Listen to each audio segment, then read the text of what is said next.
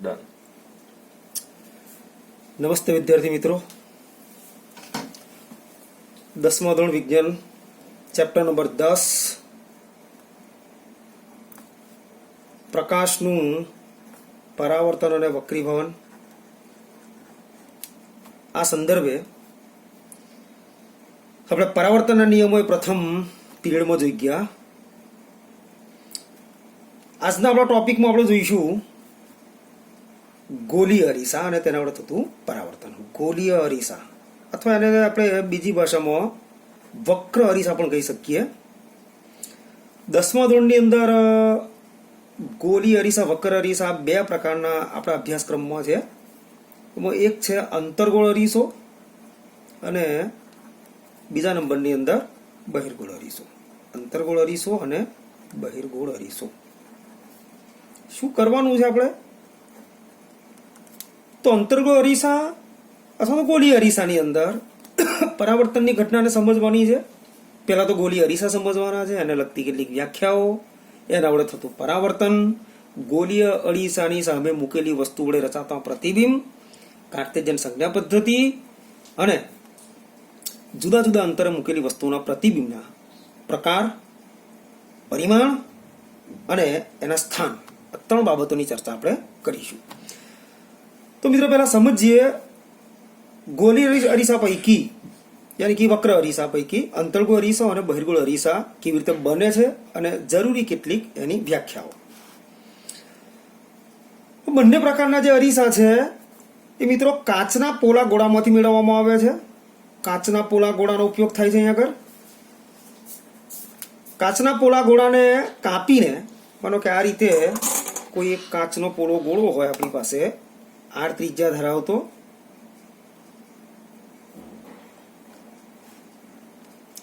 આવા ગોળામાંથી કોઈ એક નિશ્ચિત ભાગ કાપી લેવામાં આવે તો એ આપણને દેખાવે આ રીતે દેખાશે.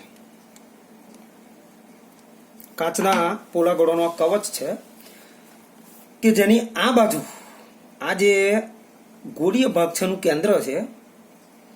એટલે બે વક્રાકાર સપાટી પ્રાપ્ત થાય. એક વક્રાકાર સપાટી કેન્દ્ર તરફની અને બીજી વક્રાકાર સપાટી કેન્દ્ર કરતા વિરુદ્ધ દિશાની. હવે જો આ કવચના એક ભાગને હું બહારની તરફ અપારદર્શક સિલ્વર બ્રોમાઇડ જેવું લેવર લગાવી દેવામાં આવે તો અંદરનો વક્રાકાર ભાગ યાની કે કેન્દ્ર તરફનો વક્રાકાર ભાગ, એ સપાટી જે છે એ સપાટી બને છે પરાવર્તક. તો આવા પ્રકારના અરીસા કે જેની પરાવર્તક સપાટી આપેલા ગોળાના કેન્દ્ર તરફ હોય, એવા પ્રકારનો જે અરીસો બને છે એ અરીસાને અંતર્ગોળ અરીસો કહેવાય. આને શું કહીશું? અંતર્ગોળ અરીસો. જો આપેલા ગોળાના આ ભાગને હું કેન્દ્ર તરફનો જે ભાગ હતો, આ વક્રાકાર ભાગ હતો, એના ઉપર દાખલા તરીકે સિલ્વર બ્રોમાઇડ જેવું કોઈ અપારદર્શક લેયર લગાવી દેવામાં આવે તો કેન્દ્ર કરતા વિરુદ્ધ બાજુની જે વક્રાકાર સપાટી છે એ પોતે પરાવર્તક સપાટી બને છે. અહીં આગળ જે પરાવર્તક સપાટી છે એ પરાવર્તક સપાટી કેન્દ્ર તરફ નથી, કેન્દ્ર કરતા વિરુદ્ધ દિશામાં છે. આવા પ્રકારના જે અરીસા બને છે એને કહેવાય બહિર્ગોળ અરીસા. તો મિત્રો અંતર્ગોળ હોય કે બહિર્ગોળ હોય, બંને પ્રકારના અરીસા ફાઇનલી આપણે શામાંથી મેળવીએ છીએ? કાચના પોલા ગોળામાંથી. હવે આ કાચના પોલા ગોળા વડે મેળવેલા અંતર્ગોળ કે બહિર્ગોળ અરીસા વડે પરાવર્તન, જરૂરી વ્યાખ્યાઓ અને એના વડે રચાતા પ્રતિબિંબની આપણે ચર્ચા કરીશું. પરંતુ એ પહેલા કેટલીક જરૂરી વ્યાખ્યાઓ ખાસ સમજવી જરૂરી છે. સૌથી પહેલા વક્રતા કેન્દ્ર, જેને આપણે દર્શાવીશું સી વડે.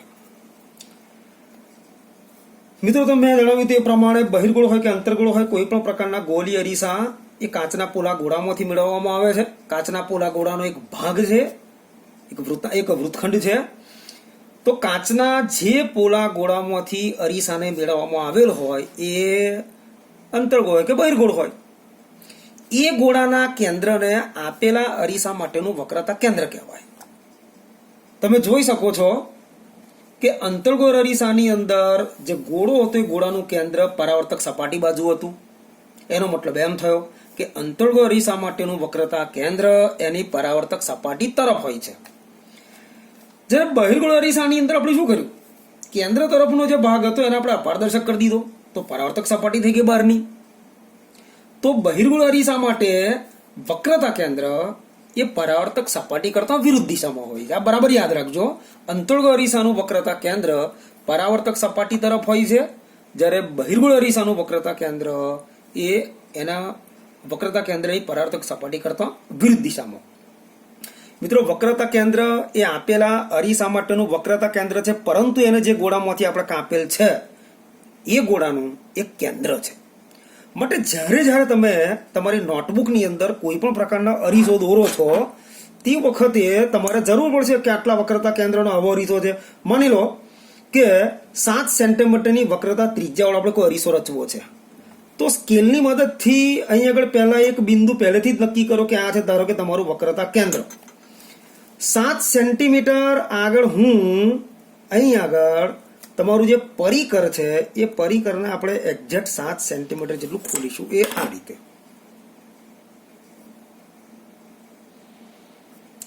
આના વડે દાખલા તરીકે હવે હું જે અરીસાની રચના કરીશ,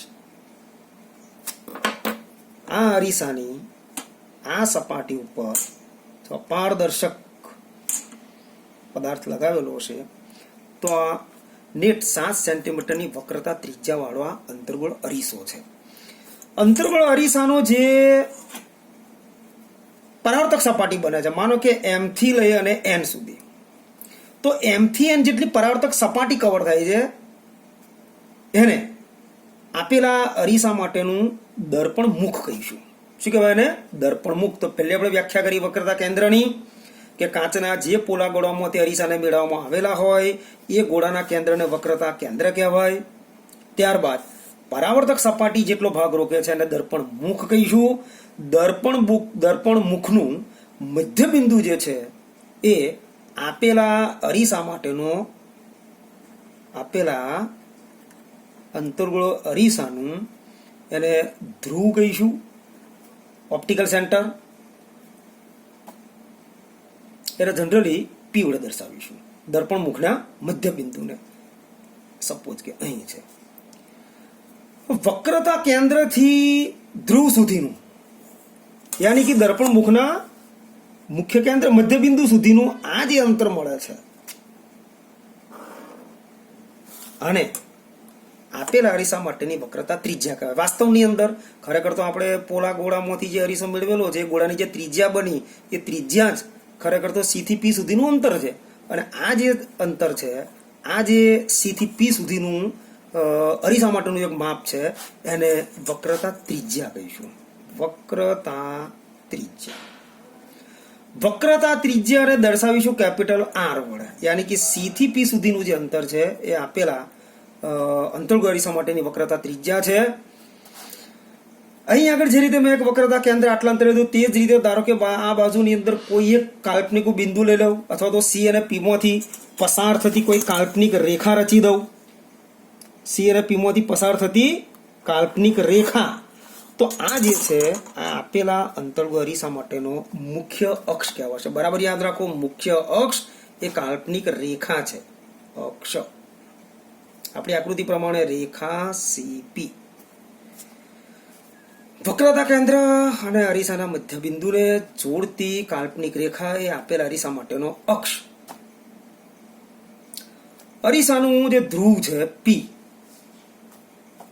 માંથી પસાર થતું આ અક્ષ ઉપર આપણે સમગ્ર પ્રકરણની અંદર જેનો પ્રતિબિંબ મેળવવાનો છે એ બધી વસ્તુને આ અક્ષ ઉપર આપણે ઊભી ગોઠવીશું. આવે ત્યારની વાત છે. ઓકે,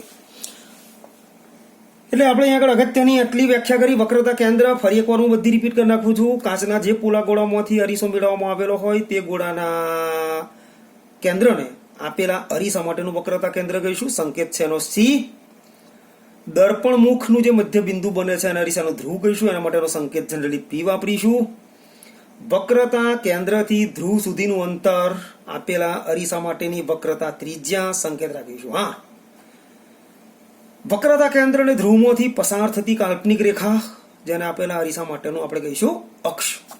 ઓકે, ચલો હવે ધારો કે મારે આ વક્ર અરીસા માટે, અંતર્ગો અરીસા માટે પરાવર્તન સમજવું છે. અહીં આગળ હું સમજવા માટે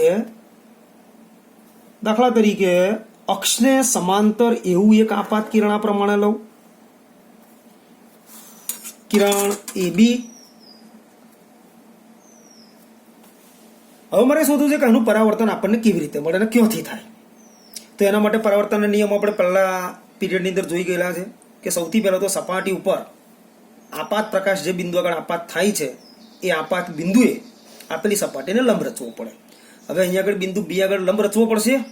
એ લંબ અને આપાત કિરણ વચ્ચે જે ખૂણો બનશે આપેલા પ્રકાશીય કિરણ માટે આપાત કોણ થશે. મિત્રો અહીંયા આગળ સપાટી વક્રાકાર છે એટલે બીમાંથી જ્યારે તમે લંબ રચો છો તે વખતે બરાબર યાદ રાખો.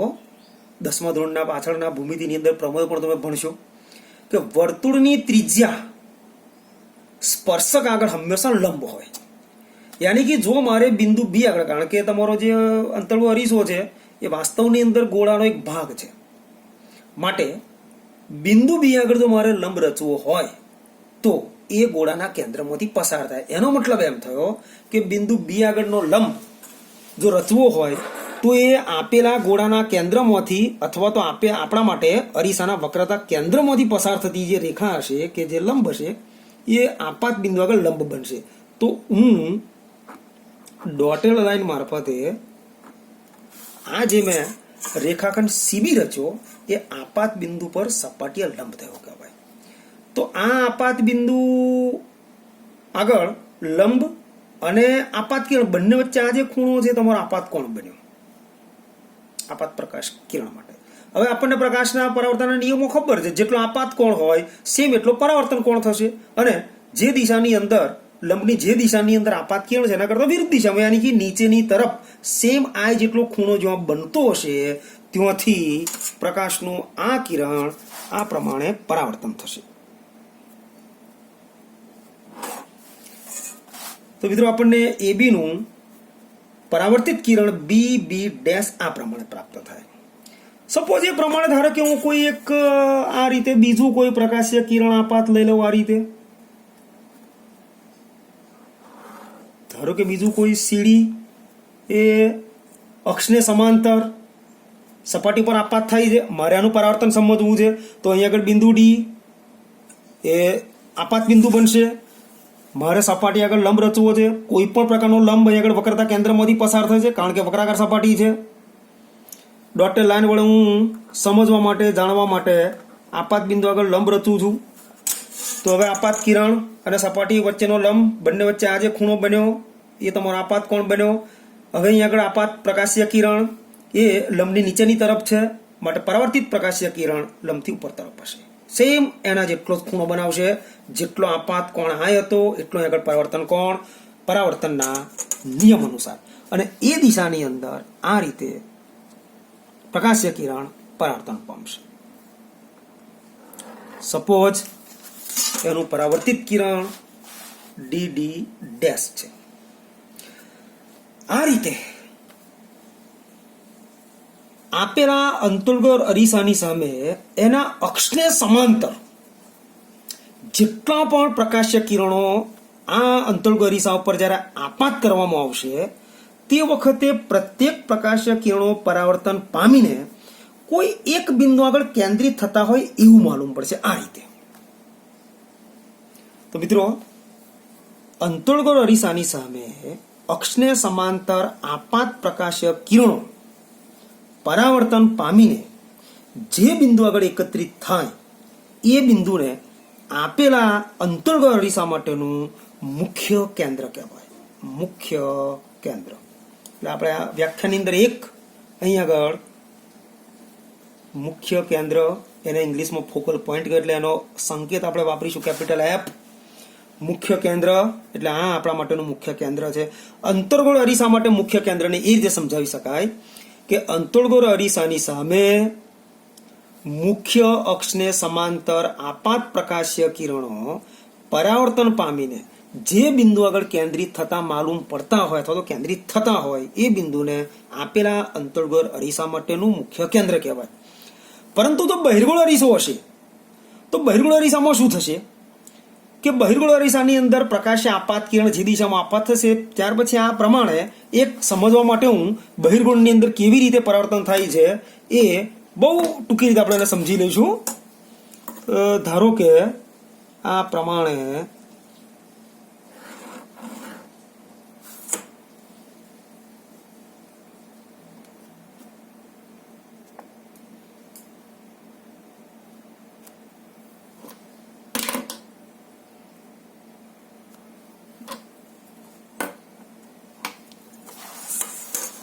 બહિર્ગોળ અરીસો છે એટલે અંદરની સપાટી યાની કે કેન્દ્ર તરફની સપાટી અપારદર્શક બનશે,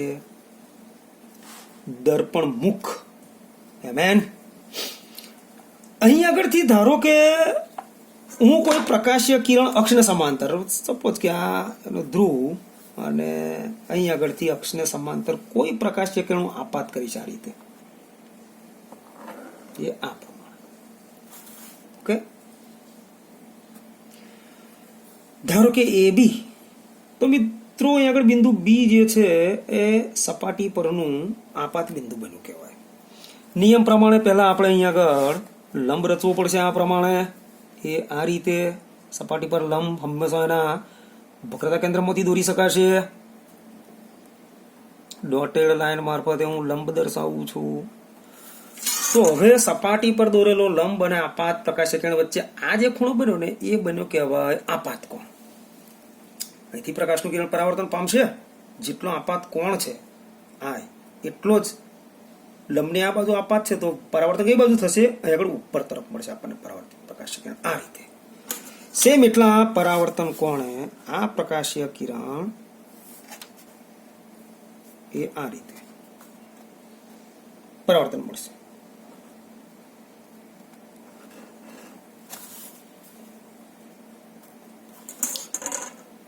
તો મિત્રો અહીંયા આગળ બીજા કોઈ ધારો કે આ રીતે પ્રકાશીય કિરણ આપાત કરી છે આ પ્રમાણે, તો વળી પાછું એ અહીંયા આગળથી આપણે લંબ રચીશું એટલે આ દિશાની અંદર પરાવર્તન મળશે. તમે આગળ જોઈ શકો છો કે અહીંયા આગળ તો બધા પ્રકાશીય કિરણો વિકેન્દ્રિત થાય છે. તો બહિર્ગોળ અરીસા માટે આ રીતે જે પરાવર્તિત થતા પ્રકાશીય કિરણોને વિરુદ્ધ દિશામાં લંબાવશો તો આપણને એવું માલુમ પડે છે કે જાણે કે પ્રકાશીય પરાવર્તિત આ કિરણો આ બિંદુ પરથી વિકેન્દ્રિત થાય છે. તો બહિર્ગોળ અરીસા માટે જે બિંદુ આગળથી પરાવર્તિત પ્રકાશીય કિરણો વિકેન્દ્રિત થતા માલુમ પડતા હોય એ જે બિંદુ છે એને બહિર્ગોળ અરીસા માટેનું મુખ્ય કેન્દ્ર એફ કહેવાય.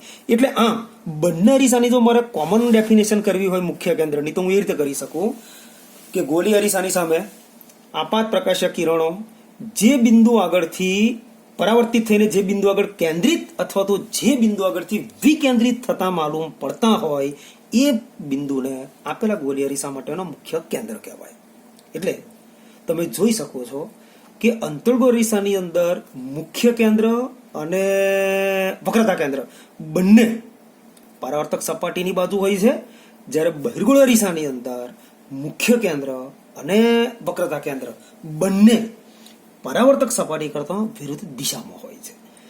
ચલો મિત્રો, ત્યારબાદ આગળ મુખ્ય કેન્દ્ર એફ અને આપેલ અરીસાનો ધ્રુવ પી બંને વચ્ચે આ જે અંતર રચાય છે એ આ અંતર એને આપેલા અરીસાની કેન્દ્ર લંબાઈ કહેવાય. કેન્દ્ર લંબાઈ ઇંગ્લિશમાં ફોકલ લેન્થ કહેવાય. એટલે એનો સંકેત આપણે કાયમ માટે વાપરીશું સ્મોલ એફ તરીકે. અહીં પણ ધ્રુવ અને મુખ્ય કેન્દ્ર વચ્ચેનું આ જે અંતર મળે છે એ અંતરને કેન્દ્ર લંબાઈ સ્મોલ એફ વડે દર્શાવાય. તો ગોળી અરીસાની આટલી સમજ. વક્રતા કેન્દ્ર ફરી એકવાર જે કાચના પોલા ગોળામાંથી અરીસા મેળવવામાં આવેલા છે તે ગોળાના કેન્દ્રને ગોળી અરીસા માટેનું વક્રતા કેન્દ્ર કહેવાય. દર્પણ મુખનું મધ્ય બિંદુ છે એને અરીસાનો ધ્રુવ કહેવાય. અરીસાનો ધ્રુવ અને વક્રતા કેન્દ્ર વચ્ચેના અંતરને વક્રતા ત્રિજ્યા કહેવાય. અહીં આગળ બહિર્ગોળ અરીસા માટે આટલી વક્રતા ત્રિજ્યા છે,